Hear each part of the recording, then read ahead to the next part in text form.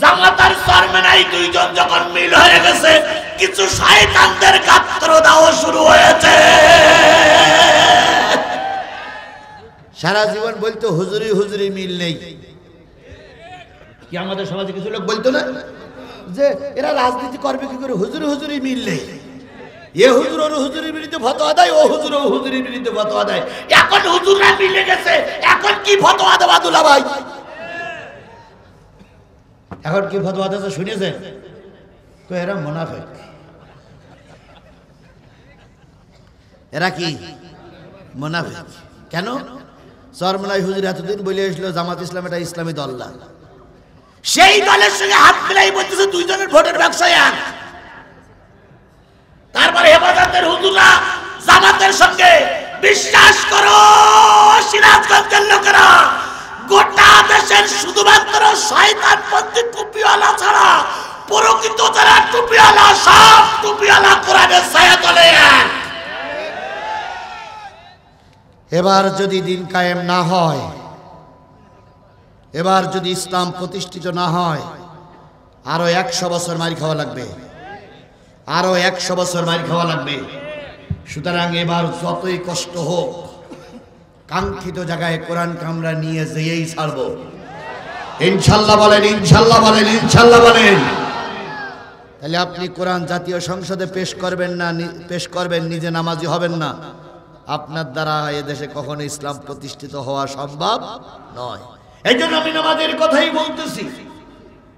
আমার প্রিয় ভাইয়েরা, ইসমাইল আলাইহিস সালাম, ইব্রাহিম আলাইহিস সালাম যাচ্ছে, শয়তান ধোঁকা দিল। দুই হুজুর এক জায়গায় হয়ে কোথায় যাচ্ছ? জানো তো তোমার বাপ এতদিন পর্যন্ত তোমার খোঁজ নেয়নি, এখন বিপদে পড়ে তোমারে খোঁজ নিচ্ছে। খবরদার, খবরদার, বাপের সঙ্গে যেও না, কাজটা কিন্তু ভালো হবে না।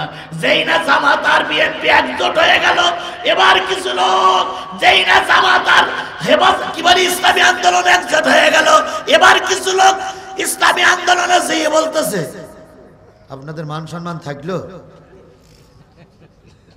সারা জীবন ফতোয়া দিয়েছেন ইসলামী দল না, আর আজকে তারই সঙ্গে আপনারা গেলেন, মান সম্মান থাকলো। আবার জামাতের আমিরের কাছে বন্ধু বলতেছে আপনার একটা বড় ইসলামী দল, ছোট হুজুরের বাড়ি গেলেন কেন? ছোট হুজুর আপনার কাছে আসবে। এরা কি কখনো আমাদের একতা চায়? জোরে বলেন, কখনো এরা একতা চায়? এরা আমাদের মাথার পরে কাটাল দিয়ে কোষগুলো ওরাই এতদিন পর্যন্ত বের করে খেয়েছে। আল্লাহর রহমত, চরমনাই হুজুর একটা বক্সিং খেয়েছিল, এটা কিন্তু আল্লাহর কি রহমত। যদি বক্সিং না খেত, যদি কিল না খেত, তাহলে চরমনাই হুজুর কিন্তু তওবা করে ফিরে আসতো না। এই কথা বলেন না কেন? কথা বলেন না কেন? তাহলে ওটা আমাদের জন্য রহমত, চরমনাইয়ের জন্য রহমত, চরমনাইয়ের পাগড়িওয়ালাদের জন্য রহমত। তোমার গা পিরিরি বুঝানো আমরা অনেকবার বুঝাইছি, ফিরিয়ে এসো, ফিরিয়ে এসো, শুধু বলতেন না ওরা ফেরকা দল, ফেরকা দল। এক বক্সিং খেয়ে ফেরকা দল মুছে গেছে। বাংলাদেশ জামাত ইসলামী শীর্ষ নেতাদের ফাঁসি হয়েছে, ওটাও আল্লাহর রহমত। যদি বলেন কেন? খোদার কসম, খোদার কসম, আল্লামা সাঈদীর যদি ষড়যন্ত্র করে না মেরে দেওয়া হতো, হয়তো সাধারণ মানুষ এত ইসলামের দিকে ঝুঁকে আসতো না। এখন সব মানুষের একটাই বক্তব্য, সরকার চালানোর জন্য সব দলকে দেখেছি, একটা বারের জন্য আমরা টুপিওয়ালা দলকে দেখতে চাই।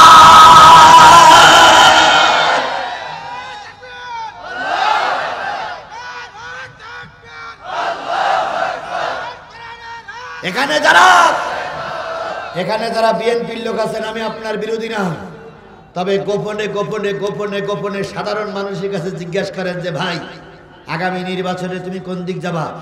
প্রত্যেকটা লোকের বক্তব্য সব দখলে দেখা শেষ, টুপিওয়ালার বাংলাদেশ। তারেক জিয়া বসে আছে লন্ডনে। আচ্ছা বলেন তো, রোগী চিকিৎসা করতে গেলে ডাক্তার কোলের কাছে আসা লাগে না, দূরের থেকে চিকিৎসা দেওয়া যায়?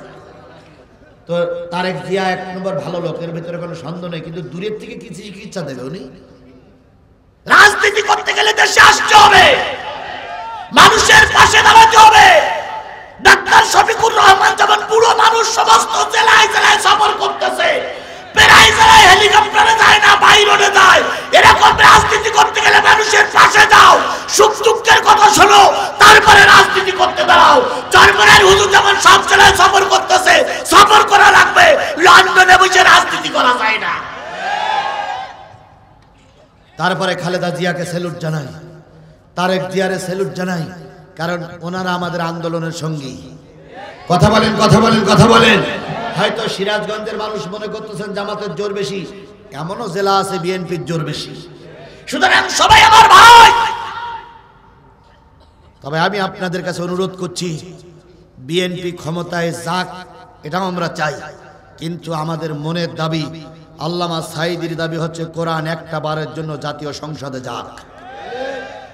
আপনারা কি একটা বারের জন্য কোরআনকে জাতীয় সংসদে দেখতে চান? জোরে বলেন, দেখতে চান? বিএনপি, আওয়ামী লীগ, জাতীয় পার্টির ভাইদেরকে বড় জোর অনুরোধ করি, জাতীয় পার্টি আপনি 3 বছর 4 বছর 3 বার 4 বার থাকলেন, আওয়ামী লীগ 4-5 বার থাকলেন, বিএনপি 3-4 বার থাকলেন, তাহলে একটা বড় তুমি টুপিওয়ালারা যাক, আপনারা হিংসা করতেছেন কেন? কি বোঝেন না? বোঝেন না?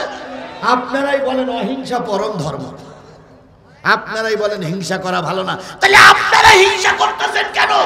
একটা বার টুপিওয়ালাদের দেন, যদি টুপিওয়ালারা না পারে আপনারা আবার নিয়ে। কথা বোঝেন নাই? আমার কথা বোঝেন নাই? এরপরেও যদি না বোঝেন তাহলে আমি আর বুঝাতে পারবো না, নবী এসে বুঝুরি আপনাদের বুঝ আসবে কিনা আল্লাহই ভালো জানে।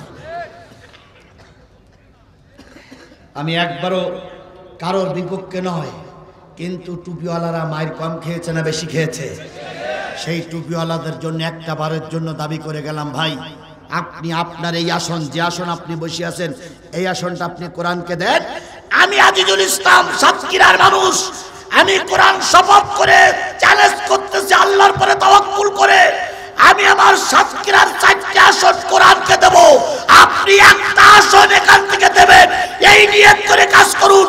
অন্য সব আসন 10 গোল্লায় যাক, আপনার প্রশ্নের উত্তর দেওয়া লাগবে না, আপনার আসনটা আপনি কোরআনকে দেন। কথা কি বুঝেছেন? আমার কথা কি বুঝতে পেরেছেন? আল্লাহ পাক আপনাকে আমাকে কোরআনের জন্য কবুল করুক। হযরত ইব্রাহিম ইসমাঈল, মনে আছে তো? মনে আছে তো? যাচ্ছে, শয়তান ধোঁকা দিল, কই যাস? কই বাবার কাছে যাই। কই বাবা তো তোরে বিপদে ফেলবে, খবরদার খবরদার বাবার সঙ্গে যাস না। ইসমাঈল আলাইহিস সালাম যখন পিছন দিক তাকায়, ইব্রাহিম আলাইহিস সালাম কয়, ইসমাঈল তাকাইস কেন? কয় আব্বা ওই যে একটা লোক যাচ্ছে, ওই লোকটা বলতেছে তুমি নাকি আমার বিপদে ফেলমা। ইব্রাহিম আলাইহিস সালাম বললেন, মার ওর মাথায় পাথর মার। তাহলে আজকে যারা আমাদের ধর্মের কাছে ধোঁকা দিতে আসবে, সে যত বড় বুজুর্গ হোক, শরীয়তের ভাষায় ওকে পাথর মারতে হবে। আগামীতে রাজি? যদি কোনো টুপিওয়ালা বাধা দেয়, টুপিওয়ালা নাক বেঁধে পাথর। কারণ ধর্মের কাজ করার ব্যাপারে যারা বাধা দেবে তারা ইবলিসের চামচা। আমরা ইবলিসের চামচা হব না, ইব্রাহিম ইসমাঈলের সাথী হব। দ্বিতীয় জায়গায় বাধা হলো, আবার পাথর মারলো। তৃতীয় জায়গায় বাধা হলো, আবার পাথর মারলো। এবার ইব্রাহিম ইসমাঈলকে নিয়ে একেবারে মরুভূমির মিনার ময়দানে যে বলতেছে, বাজান রে, আরাফিল মানামি আন্নি আযবাহুকা ফানজুর মাযা তারা। ও আমার বাজান, আমি স্বপ্ন দেখেছি তোরে আমি কুরবানি করতেছি, আল্লাহর নির্দেশ তোরে কুরবানি করতে হবে, এই ব্যাপারে তোর মত একটু বল। ইসমাঈল আলাইহিস সালাম বললেন, ও আমার পিতা, যেটা তুমি স্বপ্নাদিষ্ট হয়েছো সেটাই তুমি করে ফেলো, নিশ্চয়ই আমাকে ধৈর্যধারীদের অন্তর্ভুক্ত দেখতে পাবে। এবার বাপ বেটা তৈরি হয়েছে বৈশাখ মাসের খোলা ময়দানে, মিনার ময়দানে সবাই করার জন্য। ইসমাঈল আলাইহিস সালাম ছোট মানুষ, বাবাকে বুদ্ধি দিচ্ছে, বাজান জবাই করার আগে 3-4টে কাজ করো। 1 নম্বর কাজ হচ্ছে তুমি তোমার চোখটা বেঁধে নাও, আমার চোখটা বেঁধে দাও। ইব্রাহিম আলাইহিস সালাম বলতেছে, বাজান আমার চোখ বাঁধার তোর চোখ বাঁধার ভিতরে ফায়দাটা কি? ইসমাঈল আলাইহিস সালাম বলতেছে, বাজান তোমার চোখ যদি আমার চোখের পরে পড়ে, আমার চোখ যদি তোমার চোখের পরে পড়ে, তুমি বাবা আর আমি সন্তান, আমাদের মায়ার মহব্বতের কথাটা উদ্বেগ হয়ে যাবে। সেদিন তোমার চোখ বেয়ে পানি পড়বে, আমার চোখ বেয়ে পানি পড়বে। সামান্য একটু চোখের পানির কারণে আল্লাহর হুকুম যদি অমান্য হয়ে যায়, তুমিও কৈফাত দিতে পারবা না, আমিও কৈফাত দিতে পারবো না। তাই বাজান, তুমি তোমার চোখটা বাঁধো, আমি আমার চোখটা বেঁধে দাও। ইব্রাহিম আলাইহিস সালাম বললেন 2 নম্বর। কই 2 নম্বর বাজান? আমার হাত আর পা শক্ত করে বেঁধে ভালো, কারণ তুমি জাতির পিতা ইব্রাহিম, তুমি যখন আমার গলায় ছুরি চালায় দেবে, আমি মৃত্যুর যন্ত্রণায় ছটফট করব। শিরা যখন একটা থাকবে তখন গড় গড় করে শব্দ হবে। আমার হাত তোমার গায়ে লেগে যেতে পারে, আমার পা তোমার গায়ে লেগে যেতে পারে। যদি লেগে যায়, আমি ইসমাইল আল্লাহর কাছে কৈফাত দিতে পারবো না। ইসমাইল আলাইহিস সালামের কথা শুনে গর্বিত বাবা চোখ বেয়ে পানি পড়তেছে। তারপরে পানি মুছে কয়, আল্লাহর সন্তুষ্টির জন্য মায়া করলে চলবে না। 3 নম্বর সত্যটা কি?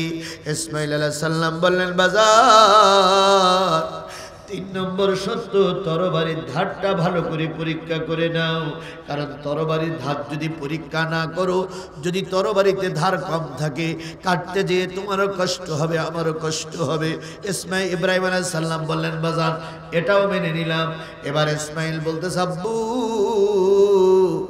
4 নম্বর সত্য হলো, 4 নম্বর কথাটা হলো, আমার গায়ের জামাটা খুলে সেইখানে রাখবেন যেখানে আমার গলায় ছুরি দেওয়ার পরে রক্ত পড়বে। এতক্ষণ ইব্রাহিম আলাইহিস সালাম চুপ ছিলেন।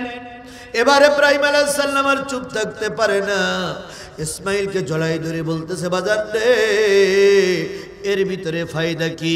ইসমাইল বললেন, আব্বা এর ভিতরে কোনো ফায়দা নেই, শুধু এতটুকু বলি, যখন আপনি আমাকে জবাই করে মিনার ময়দানে রেখে যাবেন অথবা কবর দিয়ে যাবেন, আমার মা পথে তাকায় আছে, কখন ইসমাইল আনবে দুপুরের খানা খাবো।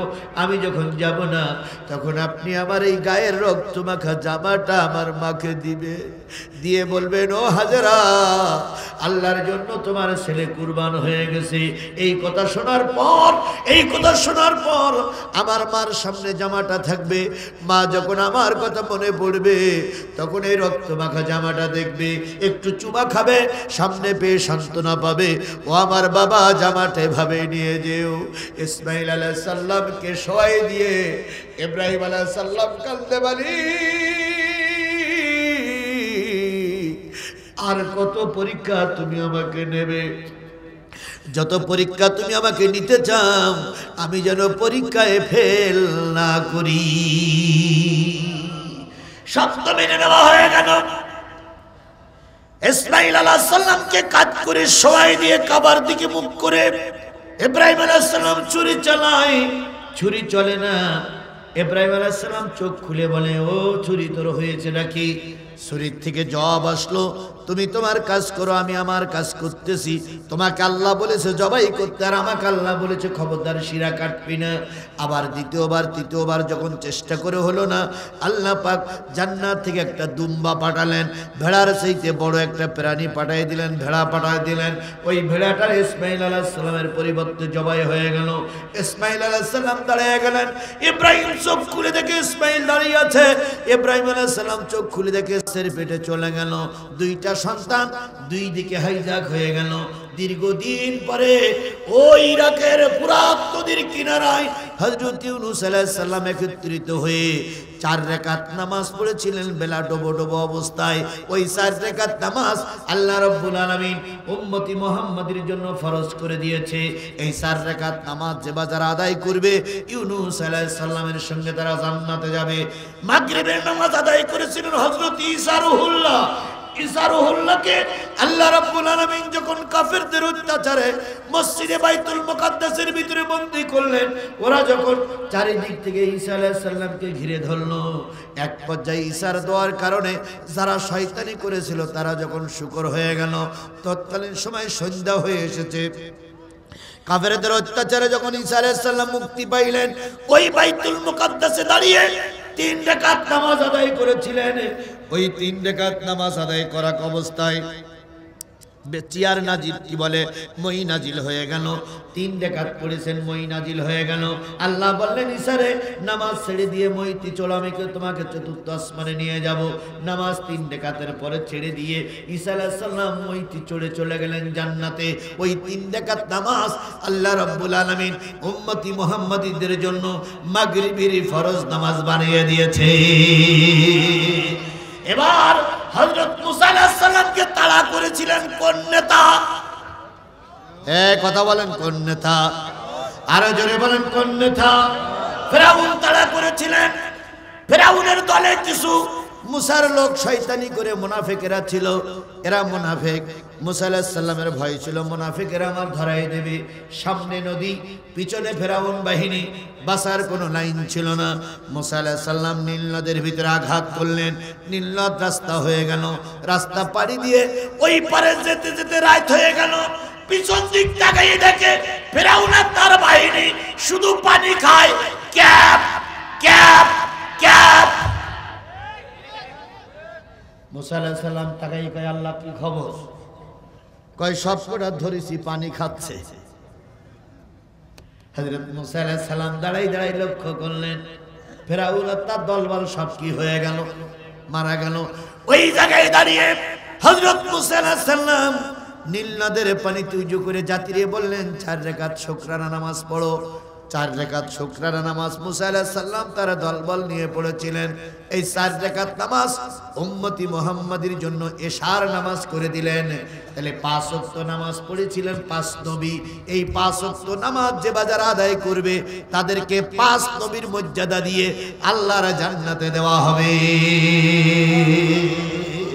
আল্লাহ এই 5 নবীর সঙ্গে জান্নাতে যাওয়ার জন্য 5 ওয়াক্ত নামাজ আদায় করার তৌফিক দান করুক আরেকটু জোরে বলেন আরো জোরে বলেন ওয়া মিনাল লাইলি ফাতাহাজ্জাত বিহি নাফিলাতান লাক আর আল্লাহ বললেন আমি তাহাজ্জুদের নামাজকে তোমাদের জন্য আজকের থেকে নফল করে দিলাম আসা আইয়া বাসাকা রব্বুকা মাকামাম মাহমুদা আশা করা যায় যারা তাহাজ্জুদের নামাজ পড়বা তারা প্রশংসিত জায়গায় চলে যাবা আলোচনা শেষ সর্বশেষ দাবিটা এবার আপনাকে রাখতে হবে আমাকে রাখতে হবে জামাত বিএনপির ভাইদের রাখতে হবে এবার আল্লাহ পাক বলতেছেন আল্লাহ রাসূলের কাছে যখন 5 ওয়াক্ত নামাজ ফরজ হলো প্রথম কয় ওয়াক্ত 50 তারপরে কয় ওয়াক্ত 45 এভাবে কমতে কয় ওয়াক্ত হলো 5 ওয়াক্ত নামাজ যখন ফরজ হলো মুসা আলাইহিস সালাম বললেন ও মুহাম্মদ আবারও যাও আমার উম্মতির মুহাম্মাদের জন্য অল্প কিছু নামাজ ছিল তাও তারা আদায় করতে পারি না আবার যাও রাসূল বলেন আমার লজ্জা হয় আমি যেতে পারবো না আল্লাহ রাব্বুল আলামিন বললেন নবী গো তুমি আর আসলে না তুমি শরম মনে করলে তবে আমি একবার প্রথম ঘোষণা করলাম কয় ওয়াক্ত 5 ওয়াক্ত যদি কোন উম্মত নারী পুরুষ 5 ওয়াক্ত নামাজ পড়ে কিয়ামতের দিন 50 ওয়াক্তের সওয়াব নিয়ে উঠবে তাহলে নামাজ পড়ব কয় ওয়াক্ত সওয়াব পাবো কয় ওয়াক্তের তাহলে সেই নামাজ কাজা করার কোনো পরিবেশ আছে জোরে বলেন আছে তাহলে আমলি করি বিএনপি করি জাতীয় পার্টি করি জামাত ইসলাম করি কোরআন মেনে চলবো 5 ওয়াক্ত নামাজ ছেড়ে দেব বসেন হয়ে গেছে তো ওই লোকটা উঠলো কেন এই ছেলে এই বসো বসো বসো বসো শেষ কথা আল্লাহ রাসূল 5 ওয়াক্ত নামাজ ফরজ হয়েছিল মক্কায় পড়লেন কোথায় 5 ওয়াক্ত নামাজ ফরজ হয়েছিল মেরাজ হয়েছিল মক্কায় না ভাই তাহলে 5 ওয়াক্ত নামাজ ফরজ হলো মক্কায় আর এই নামাজটা প্রতিষ্ঠিত করলেন কোথায় গিয়ে মদিনায় গিয়ে কারণ যতক্ষণ ইসলামী রাষ্ট্র না হয়েছিল ততক্ষণ পর্যন্ত 5 ওয়াক্ত নামাজ তিনি বাধ্যতামূলক আদায় করতে পারেন নাই এবার আল্লাহ রাব্বুল আলামিনের রাসূল যখন মক্কা থেকে মদিনায় যায় তিনি দোয়া করতেছেন রব্বি আদখিলনি মুদখালা সিদকিন ওয়া আখরিজনি মুখরাজা সিদকিন ওয়াজআলনি মিন লাদুনকা সুলতানান নাসীরা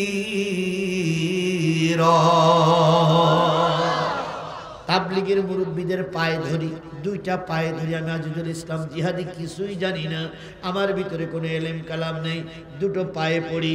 সরমনার হুজুরদের দুটো পায়ে পড়ি, হেফাজতের হুজুরদের দুটো পায়ে ধরি, তাবলীগ আমলিগ এরপরে জামাত হেফাজত চরমনার পায়ে ধরে বলি অন্তত আর কোনো আয়াত না পড়েন, এই আয়াতটা শুধু পড়বেন। আল্লাহ রসুল বললেন, হে আল্লাহ আমাকে সত্য সহকারে মক্কা থেকে বের করো, সত্য সহকারে মদিনায় প্রবেশ করো, আর যদি 5 ওয়াক্ত নামাজ ফরজ করতে হয় আমাকে রাষ্ট্রীয় ক্ষমতা দান করো। কি ক্ষমতা দান করো? এই কথা বলেন, কি ক্ষমতা দান করো? তাহলে আল্লাহ রসুল আল্লাহ বললেন যে তোমাকে রাষ্ট্রের ক্ষমতা না দেওয়া পর্যন্ত 5 ওয়াক্ত নামাজ তুমি বাধ্যতামূলক করতে পারবে না। তাহলে রাষ্ট্রের ক্ষমতা না হওয়া পর্যন্ত নামাজ পড়া যাবে না। সেই রাষ্ট্রে ইসলাম নিয়ে যেতে আপনাদের এত অনীহা কেন? কেন আপনারা বাধা দেন? কেন আপনারা বিরোধিতা করেন? আপনি কি মুসলমানের বাচ্চা না? বলুন তো, জাতীয় সংসদের আসন কয়টা? 300 আসন। আপনাদের এই মসজিদে কি উজুর জন্য ট্যাপ আছে? ট্যাপ আছে। এই ট্যাপের পানিটা কোন জায়গাতে আসে? কিসের থেকে আসে? ট্যাঙ্কিটা কোথায় থাকে? উপরে, ছাদের উপরে। ওই ট্যাঙ্কিতে 1 ফোঁটাও পানি নেই। ট্যাপ মোড়াই যদি ট্যাপ ভেঙেও ফেলেন পানি পড়বে? আর ওই ট্যাঙ্কিতে যদি পানি থাকে তাহলে ট্যাপ হালকা মোড়া দিলেই পানি আসবে না? আসবে না। এখন ট্যাঙ্কিতে পানি না তুলে দিয়েছেন কেরাসিন, পেট্রোল, এখানে ট্যাপ মোড়া দিলে কি আসবে? এই কথা বলেন, কি আসবে? আরো জোরে বলেন, কি আসবে? ওই ট্যাঙ্কিতে যা আছে তাই আসবে। আমাদের বাংলাদেশের ট্যাঙ্কি হলো জাতীয় সংসদ। কথা বলেন, কথা বলেন, কথা বলেন। আর উজুর জন্য সব আমরা ট্যাপ করেছি একটা করে। এখন যদি জাতীয় সংসদে কোরআন থাকে, এখানে ট্যাপ মোড়া দিলে কোরআনই আসবে। আর ওখানে যদি পেট্রোল থাকে তাহলে ট্যাপ মোড়া দিলে কি আসবে? তাহলে এটা যদি আপনি বোঝেন, ওই জাতীয় সংসদে রামপন্থী বামপন্থীদের দিয়ে মসজিদে বসে যদি দোয়া করেন, আল্লাহ রামপন্থী বামপন্থীরা গেছে তাতে কি হয়েছে, আমার দেশটারে কোরআন দিয়ে ভরপুর করে দাও, জীবনেও হবে না, জীবনেও হবে না, জীবনেও হবে না।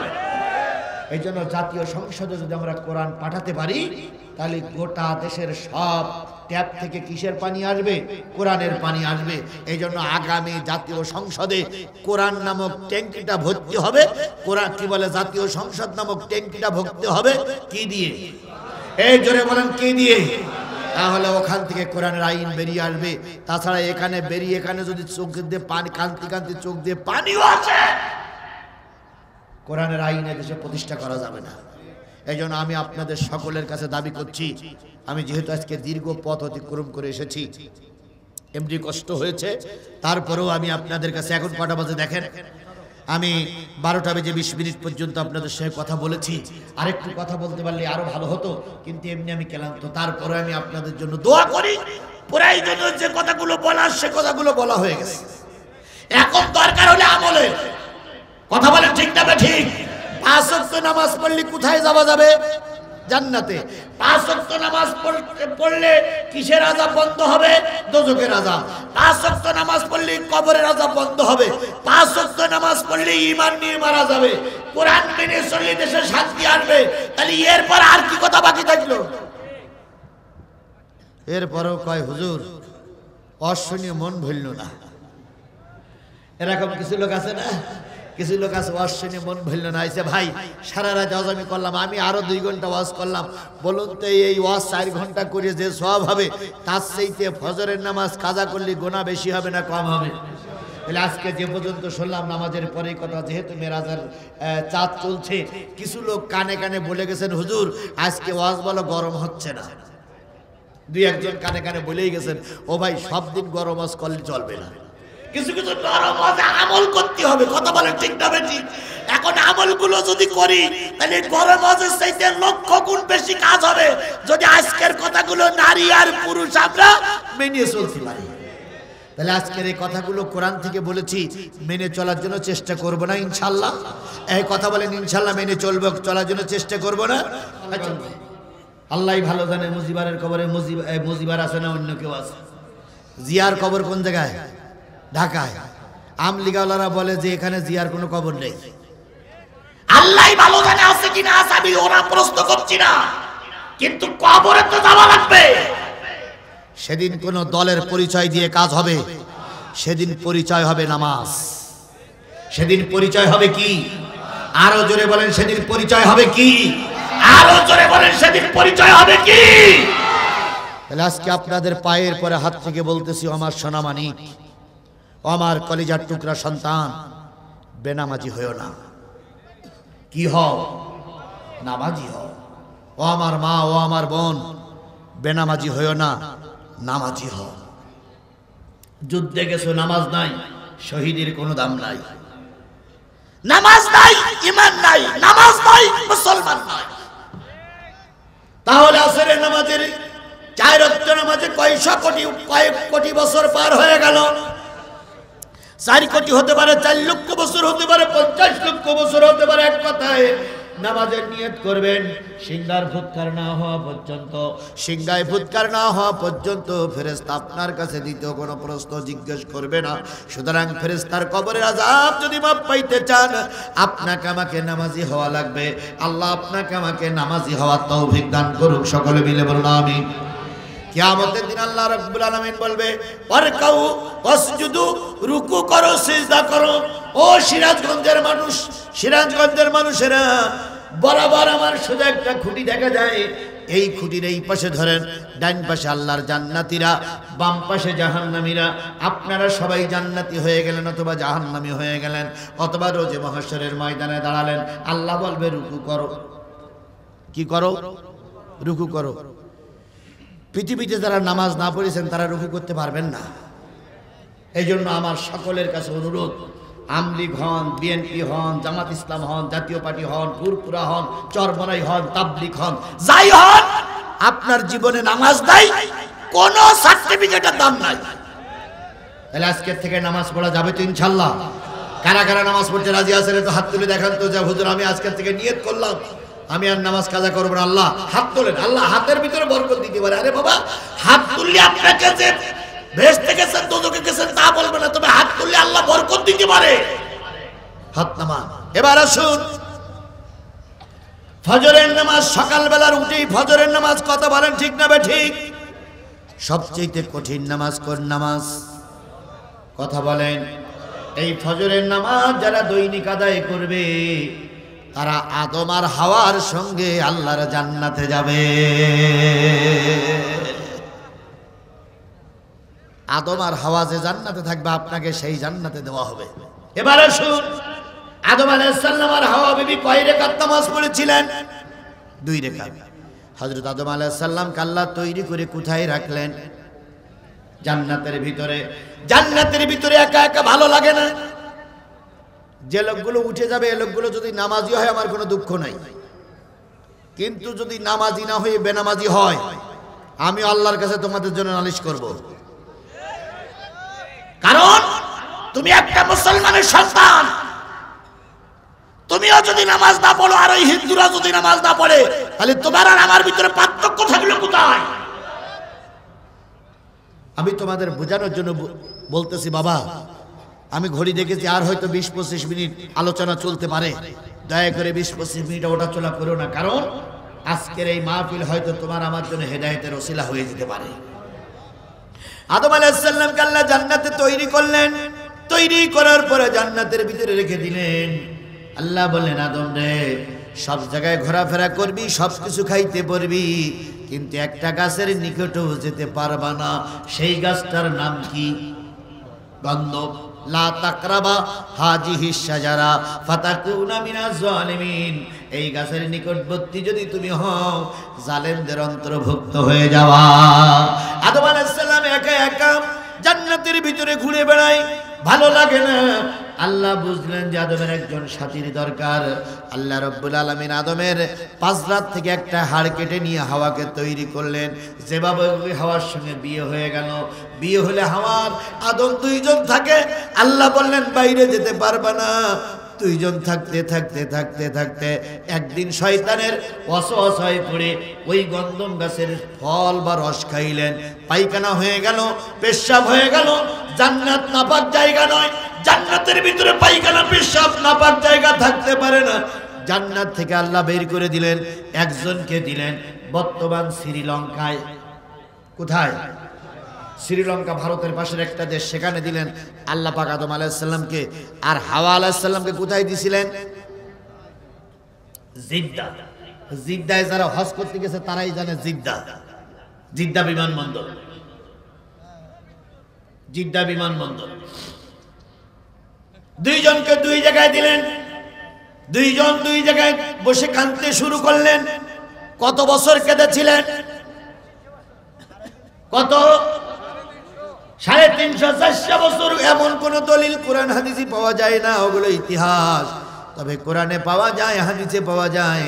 আল্লাহ পাক তওবা কবুল করে আদম আর হাওয়াকে দুনিয়ার ভিতরে প্রেরণ করলেন।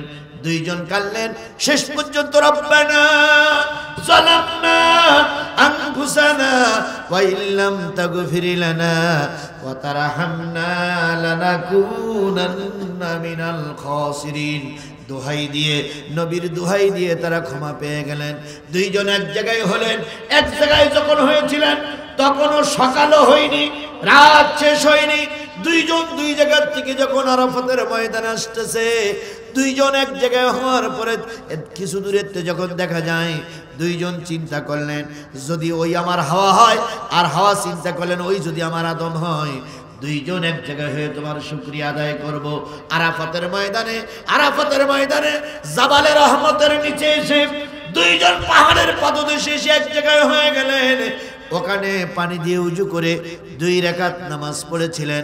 ওই 2 রাকাত নামাজ গোটা বিশ্বের মানুষের জন্য আল্লাহ ফরজ করে দিলেন।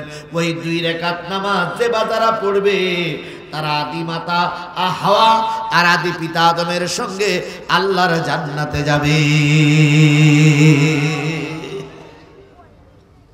নারী আর পুরুষ সকলের কাছে অনুরোধ, সবার কাছে অনুরোধ, আজকের থেকে নিয়ত করতে হবে ফজরের নামাজ কাজা করা যাবে। আরো জোরে বলেন যাবে। তাহলে অন্যগুলো কাজা করা যাবে? অন্যগুলো কাজা করা যাবে না। এবার বলুন তো, আদম আলাইহিস সালাম গোটা বিশ্বের মানুষের জন্য কোন পিতা? আদি পিতা। আদি পিতার নাম কি? আদম।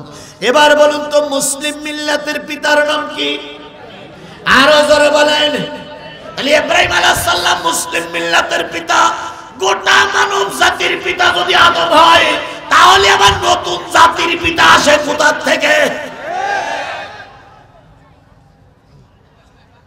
নতুন জাতির পিতা হয়েছিল না? হয়েছে না হয়নি? এই কথা বলেন, হয়েছে না হয়নি? তবে বাংলাদেশের বিএনপি বলেন, জামাত ইসলাম বলেন, চরমনাই বলেন, হেফাজত বলেন, কেউ মুজিবুর রহমানকে জাতির পিতা হিসেবে মানত না। শুধু মানতে এক দল। সে দলের নাম কি? হয় বলেন, নাই না বলেন। কারণ এখন অনেক অনেক জায়গায় ওদের নাম ধরলু কি বলে উজু করা লাগতেছে। কারণ ওরা যে আকাম টুকাম করেছে সেই আকাম টুকামের ফিরিস্তি যদি বের করা হয়, এমনি নতুন করে উজু করা লাগতেছে।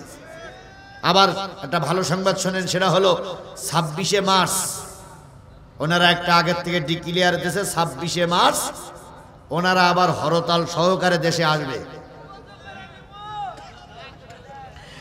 ওনারা হরতাল সহকারে দেশে আসবে, আগের থেকে ঘোষণা করতেছে। আচ্ছা আপনাদেরকে বলি, ওনারা আসবে আর আপনারা ঘরের দরজা দিয়ে বসে থাকবেন। কারা কারা হাত তোলেন?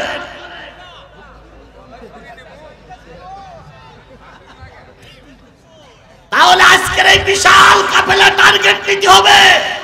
আওয়ামী লীগ যদি আবার মাথা উঁচু করে দাঁড়াতে চায়, এই বাংলাদেশে আর মাথা উঁচু করে দাঁড়াতে দেওয়া হবে না। কারা কারা রাজি আছেন? 2 হাত উঁচু করে আল্লাহরে দেখা।